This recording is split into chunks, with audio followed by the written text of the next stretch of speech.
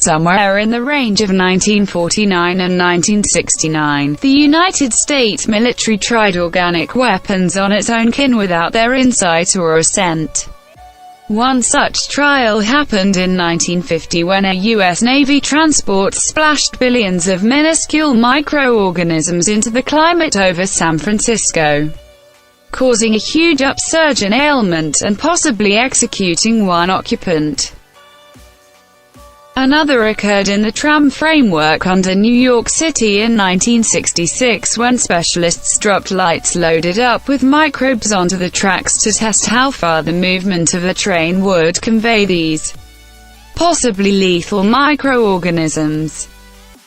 Then again, different tests comprised of overwhelming whole urban areas in a haze of zinc-cadmium sulfide under the guise of giving a distraction to conceal the populace in case of the flare-up of atomic war.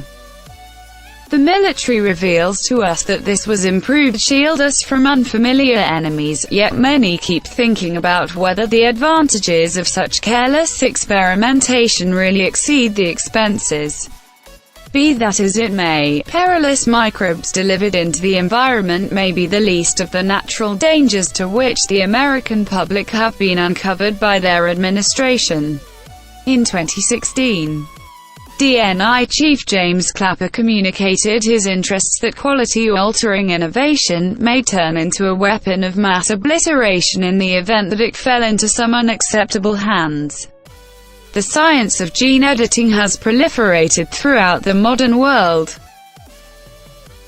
seemingly with little to no thought given to the potentially disastrous ramifications of tinkering around with the genetic structure of the biosphere.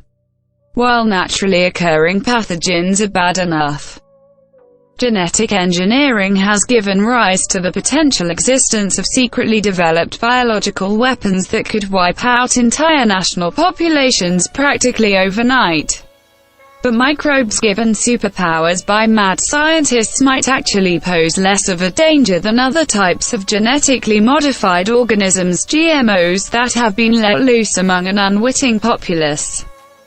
In 2013, a gathering of around 300 researchers officially dismissed the reason that there is a logical agreement on the security of GMOs for human utilization.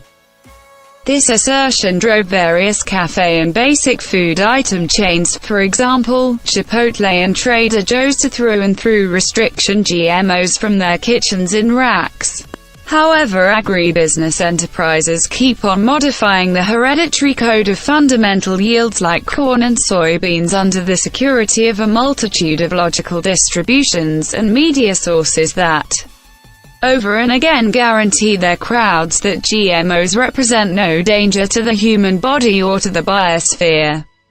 Agribusiness monsters like Monsanto are vigorously sponsored by the United States government, in the event that GMOs really are adverse to human well-being. The ceaseless spread of these unnatural living beings could be filling in as an undercover continuation of the public authority's lethal propensity for presenting its kin to organic weapons.